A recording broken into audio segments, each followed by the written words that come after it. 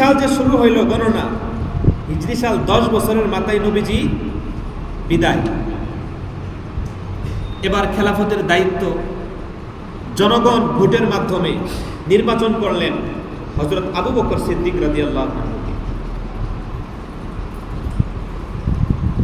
কে নির্বাচন করছে? জনগণ, মুসলমান জনগণ। যদি রাসূল চাইতেন যে আমার পরের খলিফাকে আমি স্থলাভিষিক্ত করে ঘোষণা দিয়ে যাই, কেউ কি বিরোধিতা করত? এবং আবু বকর রাদিয়াল্লাহু আনহু কি অযোগ্য ছিলেন? না, ছিলেন না। এমন সাহাবী আবু বকর রাদিয়াল্লাহু আনহু ছিলেন যে সাহাবায়ে কেরামকে সামনে রেখে নবীজি বলছে বেমান সামা মিনকুমুল ইয়াউম, এরপরে আবার হাদিসের এই শব্দের মধ্যে বলছে তাসাদ্দাকা, যে আজকে কে তোমাদের মধ্যে এমন আছে যে সদকা করেছে? আবু বকর বলে আনা ইয়া রাসূলুল্লাহ। তোমাদের মধ্যে কে এমন আছে যে আজকে রোজা রেখেছে? আবু বকর রাদিয়াল্লাহু আনহু হাত তুলে বলে আনা ইয়া রাসূলুল্লাহ। 5টা বিষয় জিজ্ঞাসা করেছে, নবীজি আবার বলেছে তোমাদের মধ্যে কে এমন আছে যে আজকে জানাজার পিছনে হেঁটেছে? আবু বকর বলে আনা ইয়া রাসূলুল্লাহ। নবীজি বলে আজকে কে তোমাদের মধ্যে এমন আছে যে দান সদকা করেছে? আবু বকর বলে আনা ইয়া রাসূলুল্লাহ।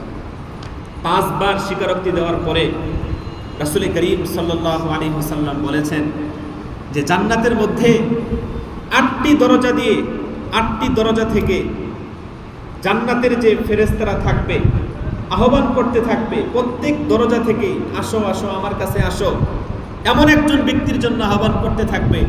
আমি বলছি সেই ব্যক্তিটা আবু বকর। তাহলে আবু বকর কি অযোগ্য ছিল খিলাফতের জন্য? কিন্তু রাসূল ঘোষণা করেন নাই, ছেড়ে দিয়েছেন। এটা জনগণ বুঝবে, আমি জানি না। ঘোষণা করেন নাই, নবীজি চলে গেছেন। আবু বকর রাদিয়াল্লাহু আনহু খেলাফতের দায়িত্ব পাওয়ার পরে মাত্র 2 বছর 4 মাস রাষ্ট্র পরিচালনা করেছেন। এই 2 বছর 4 মাসের মধ্যে তার রাষ্ট্র পরিচালনার কি কর্মসূচি ছিল এই বিষয়ে কমপক্ষে 2-3 জুমাও শেষ হবে না, আমি সেটাও করব না।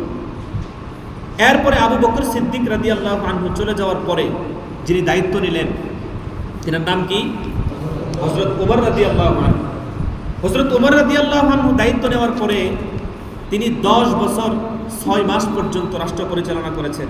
তার ইতিহাসের ডাটা কি কম না বেশি? বেশি। সুতরাং আমি এটাও আলোচনা করব না। এরপরে দায়িত্ব নিলেন হযরত উসমান রাদিয়াল্লাহু আনহু। তিনি 12 বছর খেলাফতের দায়িত্ব পালন করেছেন, তারটা আরো বেশি। এরপরে দায়িত্ব নিলেন হযরত আলী রাদিয়াল্লাহু আনহু। তিনি দায়িত্ব পালন করলেন 6 বছর 4 বছর 9 মাস। 4 বছর কয় মাস? 9 মাস। এই যে 4 খলিফার ডাটা, এটাকে যদি হিসাব করেন তাহলে 29 বছর 7 মাস। আর বাকি থাকে কয় মাস 30 বছর হওয়ার জন্য? 5 মাস। এই 5 মাস খেলাফতের দায়িত্ব নিয়েছিলেন খণ্ডকালীন সময় হযরত আলী রাদিয়াল্লাহু আনহুর ছেলে হাসান রাদিয়াল্লাহু আনহু। কারবালার ইতিহাস তো হাসান হুসাইনকে নিয়েই, কি বলেন? হাসান রাদিয়াল্লাহু আনহু। এই 4 জনের পুরা খেলাফতের কাল 30 বছর।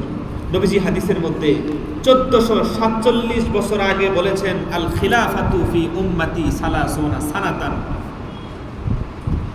আমার পরে খেলাফত সুন্নত তরিকায় আমার আদলে যে খেলাফতটা হবে, খেলাফতে রাশেদা, এটা হচ্ছে 30 বছর। কয় বছর? 30 বছর। এরপরে সুম্মা মুলকান, এরপরের যে রাজত্ব, খেলাফত, রাষ্ট্র পরিচালনা, রাষ্ট্র ব্যবস্থা, এটা বাদা জালিকা, এরপরে যেটা হবে এটা হলো ব্যাপক, অর্থাৎ রাষ্ট্রতন্ত্র খেলাফত। সেটা খেলাফতে রাশেদা হবে না। তাহলে আমরা প্রথম হিজরি থেকে 30 হিজরি পর্যন্ত 4 খলিফার রাজত্ব শেষ। এবার শুরু হলো কত? রাসূলের 10 আর এখানে 30, 40 হিজরি। তো 41 থেকে 60 হিজরি পর্যন্ত খেলাফতের দায়িত্ব পালন করেছেন আমিরে মুয়াবিয়া রাদিয়াল্লাহু আনহু। তিনি একজন কাতিবুল ওয়াহি ছিলেন, ওহির লেখক ছিলেন। এই আমিরে মুয়াবিয়া রাদিয়াল্লাহু আনহু তিনি তো সাহাবী ছিলেন, এবং যেমন তেমন সাহাবী না। আল্লাহর রাসূলের কাছে জিবরাইল আমিন যে মেসেজ নিয়ে আসতো সেটা তিনি লিপিবদ্ধ করতেন। আমিরে মুয়াবিয়ার ব্যাপারে আমরা অনেকেই রাদিয়াল্লাহু আনহু, তার ব্যাপারে আমরা অনেকেই বদ ধারণা রাখি যে তিনি তার সন্তান ইয়াজিদকে স্থলাভিষিক্ত করে গেছেন, রাজত্ব মানে রাষ্ট্রতন্ত্র কায়েম করছেন তিনি। কিন্তু এই বিষয়টা আসলে ইতিহাসের সঠিক তথ্য আমাদেরকে জানতে হবে।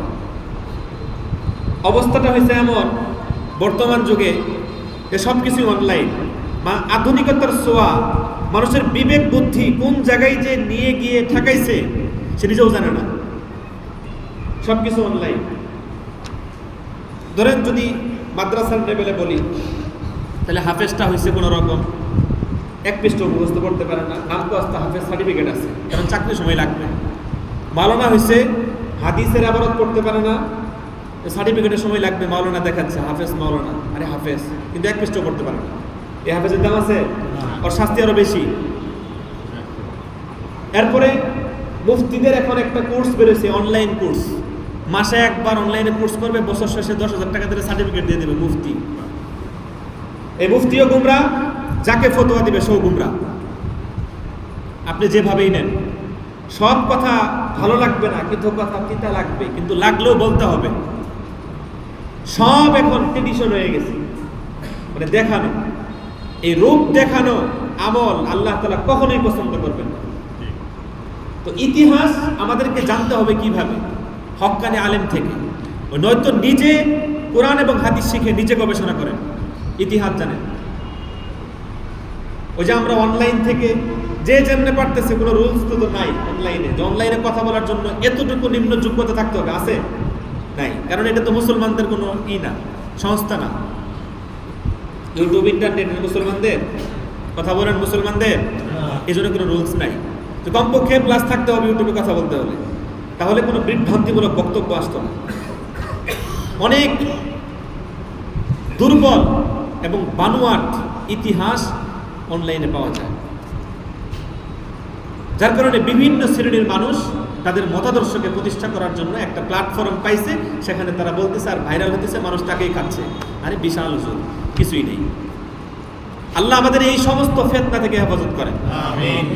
সম্মানিত মুসল্লিয়ানে কেরাম, আমি আপনাদেরকে যেটা বলতে চাচ্ছি সেটা হলো, প্রথমে আমিরে মুআবিয়া রাদিয়াল্লাহু আনহু সংক্ষিপ্ত একটি ইতিহাস বলি, এরপরে কারবালার ইতিহাসটা সংক্ষিপ্তভাবে বলবো, বিস্তারিত বলার সুযোগ হবে না।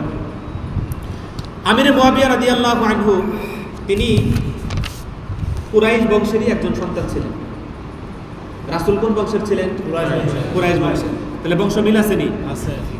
7ম হিজরিতে উমরাতুল কাজা, নবীজি 6ষ্ঠ হিজরিতে উমরা করতে পারে নাই, উমরা বন্ধ করে দিয়েছিল। এটা 7ম হিজরিতে কাজা করার সময় আমিরে মুআবিয়া রাদিয়াল্লাহু আনহু 18 বছর বয়সে নবীজির কাছে গিয়ে ইসলাম গ্রহণ করেন। কত বছর বয়সে? 18 বছর বয়সে নবীজির কাছে ইসলাম গ্রহণ করেন। ইসলাম গ্রহণ করার পর চলতেছে গোপনে, এখনো প্রকাশ করে নাই যে আমিরে মুআবিয়া সে ইসলাম গ্রহণ করছে। 9ম হিজরিতে যখন মক্কা বিজয়ের সূচনা হয়েছে, তখন নবীজি সাল্লাল্লাহু আলাইহি ওয়াসাল্লাম তার আত্মীয় স্বজনকে যারা কষ্ট দিয়েছে সবাইকে নবীজি মাফ করে দিয়েছে আমভাবে। আজকে কোনো প্রতিশোধ গ্রহণ করা হবে না, আমি সবাইকে উন্মুক্তভাবে মাফ করে দিলাম। তো কাফেররা বলছে তাহলে তো মাফ। ওই মক্কা বিজয়ের পরে বা মক্কা বিজয়ের সময় আমিরে মুআবিয়া রাদিয়াল্লাহু আনহুর বাবা এবং মা রাসূলের কাছে গিয়ে ইসলাম গ্রহণ করেছে। এরপরে আমিরে মুআবিয়া দেখলেন, আরে বাবা মা দুজনেই মুসলমান, তাহলে আমার তার গোপন রেখে লাভ কি, প্রকাশ করে দিয়েছে। প্রকাশ করার পরে কুরাইশদের মধ্যে শিক্ষিত যে কয়জন যুবক ছিল, এর মধ্যে একজন ছিল আমিরে মুআবিয়া। তার দক্ষ কৌশল কর্ম সব কিছু দেখে সাহাবায়ে কেরামরা অবাক হয়ে যেতেন। এজন্য তাকে নির্বাচন করা হলো রাসূলের একজন লেখক হিসেবে। সুবহানাল্লাহ বলবেন। মক্কা বিজয়ের পরে তাকে লেখক হিসেবে নির্বাচন করা হলো যে তুমি রাসূলের সবকিছু লিখবা। শিক্ষিত বালক। কিছু সময় পর্যন্ত আমিরে মুআবিয়া রাদিয়াল্লাহু আনহু তিনি রাসূল সাল্লাল্লাহু আলাইহি সাল্লাম যে বিভিন্ন দেশে রাষ্ট্রদূতদের কাছে, খলিফাদের কাছে চিঠি পাঠাইতেন, এটা লিখতেন কে? আমিরে মুআবিয়া। তো তার এই বিশ্বস্ততা অর্জন করার কারণে রাসূল সাল্লাল্লাহু আলাইহি সাল্লাম একবার তাকে দায়িত্ব দিলেন যে তুমি এখন থেকে জিবরাইল আমিন যে আমার কাছে ওহী নিয়ে আসবেন, তুমি সেই ওহীগুলো লিখবা। সে অনেক হাদিস রাসূলের থেকে শ্রবণ করেছেন এবং লিখেছেন।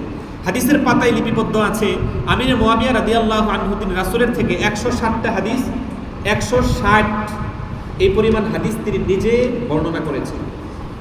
অনেক হাদিস শুনেছেন, কিন্তু তিনি নিজে বর্ণনা করেছেন কয়টি হাদিস? 160।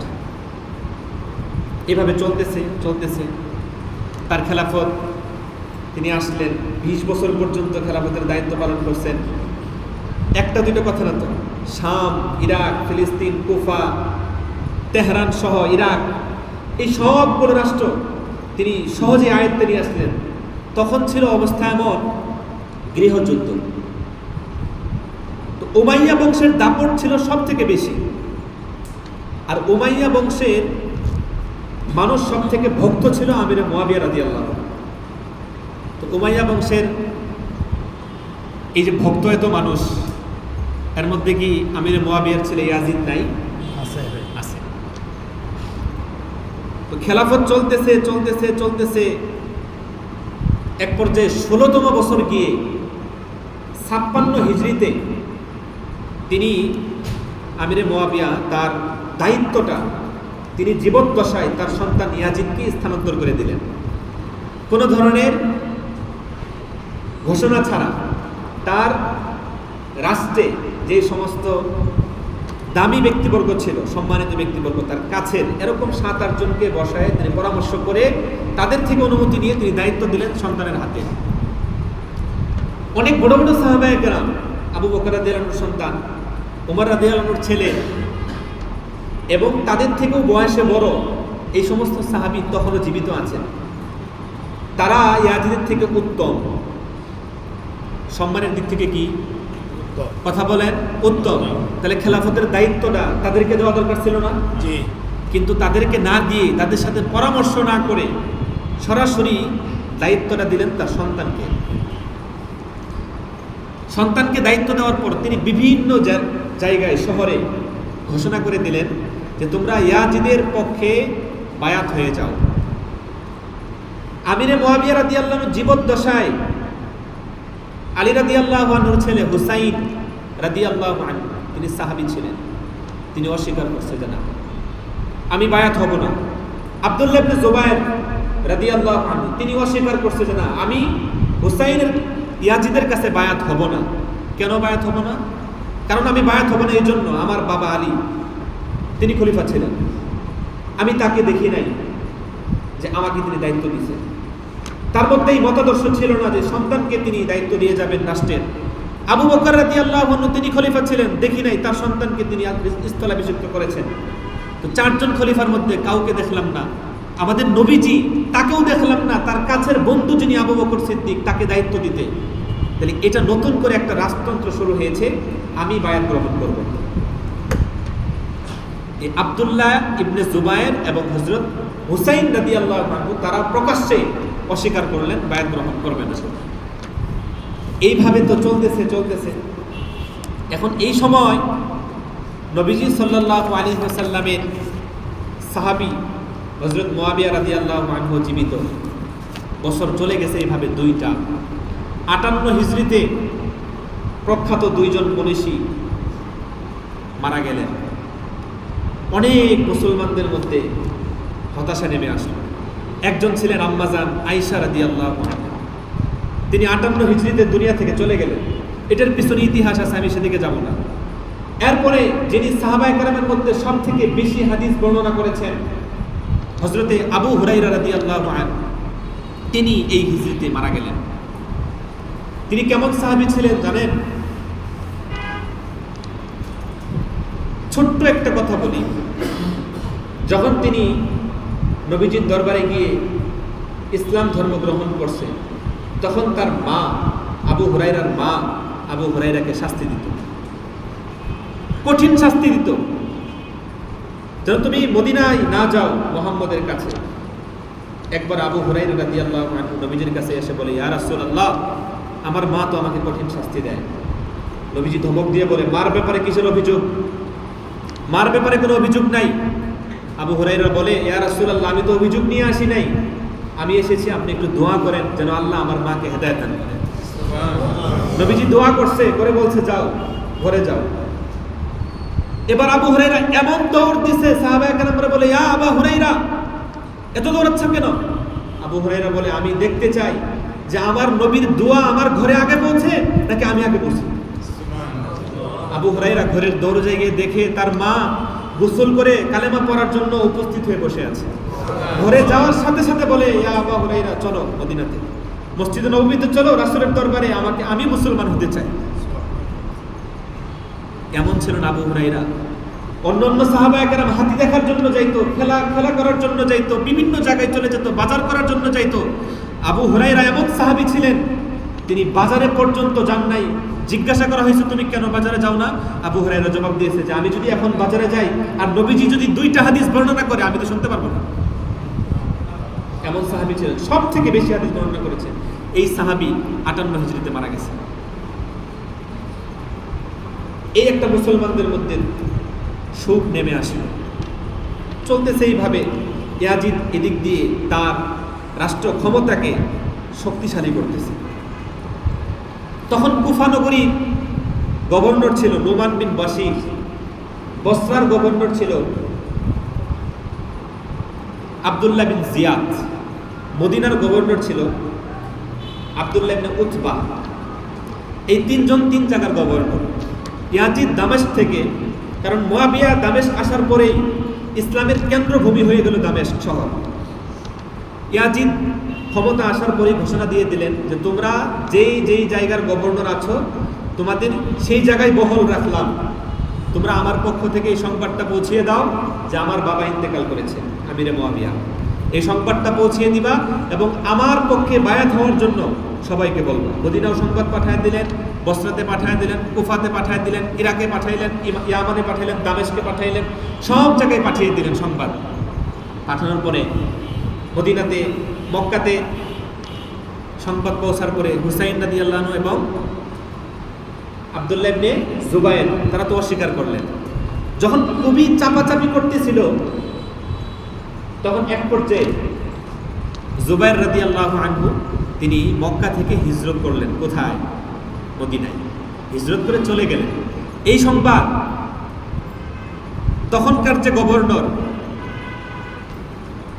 সংবাদ পৌঁছে গেছে। যাওয়ার পরে তিনি কিছু বলেন নাই। পরের দিন হযরতে হুসাইন রাদিয়াল্লাহু আনহু তিনি হিজরত করবেন মদিনার উদ্দেশ্যে। এবং এটা ভাবতে ভাবতে হযরত হুসাইন রাদিয়াল্লাহু আনহু হিজরত করে ফেলছেন মদিনার দিকে। এই সংবাদ শোনার সাথে সাথে 30 থেকে 80 জন অশ্বারোহী বাহিনী পাঠিয়ে দিয়েছে হুসাইনকে ধরে নিয়ে আসার জন্য। কিন্তু তারা পিছু হটার পরেও হুসাইন রাদিয়াল্লাহু আনহুকে খুঁজে পাননি। এদিক দিয়ে মদিনায় চলে গেছে। মদিনায় যাওয়ার পরে হুসাইন রাদিয়াল্লাহু আনহু সহ আব্দুল্লাহ ইবনে জুবায়ের সহ ভাবতেছে, মক্কা মদিনার অবস্থা তো খুবই গরম, ইয়াজিদ তো কোনোভাবেই ছাড়বে না, তার কাছে বায়াত হতেই হবে। এটা ভাবতেছে। তখন চলতেছিল হজের মৌসুম। তো এদিক দিয়ে হজের মৌসুম শেষ। এই 2 মাসে ইয়াজিদ মোটামুটি তার যে ক্ষমতার পাওয়ার এটা সেট আপ দিয়ে দিছে। এবার আব্দুল্লাহ ইবনে জুবায়ের পরামর্শ দেয় যে মক্কা, মদিনা এগুলো আমাদের জন্য উপযোগী শহর। বড় বড় সাহাবায়ে কেরাম এখানে অবস্থান করতেছেন এবং তারা চাইলেই আমাদের উপর আক্রমণ করতে পারবে না। হযরতে আলী রাদিয়াল্লাহু আনহু বলেন যে না, আমি চাই না এই পবিত্র ভূমিতে রক্ত করুক, এই পবিত্র ভূমির মাটি রক্তে রঞ্জিত হোক, আমি এটা চাই না, আমি এখান থেকে চলে যাব। এদিক দিয়ে ইরাক থেকে বারবার চিঠি আসতেছিল হুসাইনের পক্ষে যে আমরা ইয়াজিদকে মানি না, আপনি ইরাকে চলে আসেন, আমরা একসাথে 12,000 ইরাকবাসী আপনার কাছে বায়াত হয়ে আপনার খেলাফতকে মেনে নিব। এটা যাচাই করার জন্য হযরত হুসাইন রাদিয়াল্লাহু আনহু মুসলিম ইবনে আকিল তার চাচাতো ভাইকে পাঠান কুফা নগরীতে যে যাও এটা যাচাই করো, তারা আসলেই কি চায় নাকি চিঠির মধ্যে ধোঁকা দিচ্ছে। তো মুসলিম ইবনে আকিলকে পাঠানোর পরে সেখানে মুসলিম ইবনে আকিল যায়। আকিল যাওয়ার পরে সাথে সাথে 12,000 কুফাবাসী একসাথে হুসাইনের পক্ষে বায়াত গ্রহণ করে। কিন্তু এখানে কষ্টদায়ক বিষয় হলো, বায়াত গ্রহণ করার পরে মুসলিম ইবনে আকিল চিঠি লেখে হুসাইন বরাবর যে আপনি চলে আসেন, কুফাবাসী আপনার জন্য অপেক্ষা করতেছে, তারা আপনার খেলাফত চায়, সবাই চায়। তো কুফা নগরীর গভর্নর ছিল কি? নোমান বিন বাশির। এই চিঠি লেখার পর যখন পাঠিয়ে দিছে, এদিকে হুসাইন রাদিয়াল্লাহু আনহুর কাছে চিঠি পৌঁছে গেছে, আর এদিক দিয়ে মুসলিম ইবনে আকিলকে জেলখানায় বন্দী করে হত্যা করে ফেলছে। হত্যা করে নোমান বিন বাশিরও হুসাইনের পক্ষে ছিল, তাকেও পরিবর্তন করে ওবাইদুল্লাহ বিন জিয়াদকে সেখানে গভর্নর বানিয়েছে। এই জিয়াদ এত নিকৃষ্ট ছিল, এত খারাপ ছিল, তার মন মানসিকতা এত কঠোর ছিল, শেষ পর্যন্ত যেতে পারবো কিনা জানি না, সংক্ষিপ্ত করে এটা বলতেছি। এখন হুসাইন রাদিয়াল্লাহুর কাছে মেসেজটা আসছে কি, আপনি দ্রুত চলে আসেন, আপনার কাছে বায়াত হওয়ার জন্য অপেক্ষা করতেছে। কিন্তু চিঠি আসার পরেই এই দূতকে মেরে ফেলছে, গভর্নরকে পরিবর্তন করছে। কে করতেছে এগুলো? ইয়াজিদ। সব সে করতেছে, কারণ এমন হুমকিও সে দিয়েছে, ইতিহাসের মধ্যে এসেছে, তারিখ উম্মতে মুসলিমা, ইতিহাসের নাম বই, পাকিস্তানের ইসমাইল রেহান লিখেছেন এই বইটা, উর্দুতে লেখা। তিনি হুসাইন রাদিয়াল্লাহুর চিঠি পাওয়ার পরে তিনি রওনা দিয়েছেন। অনেক সাহাবায়ে কেরামের সাথে সাক্ষাৎ, কোথায় যাচ্ছ? কারণ সাহাবায়ে কেরাম তো আর আমাদের মতো গুনাহগার না, আমরা যে পাপী এরকম তারা পাপী ছিল না, ছিল না। তারা কিছু দেখতে পারতেন, বুঝতে পারতেন। অনেক সাহাবী কান্না করে দিছে, আব্দুল্লাহ ইবনে আব্বাস সহ, বলতেছে তুমি যাও না, কারণ আমি চাই না তুমি শহীদ হয়ে যাও। তোমার এই কপালে নবীজি চুমা খাইছে,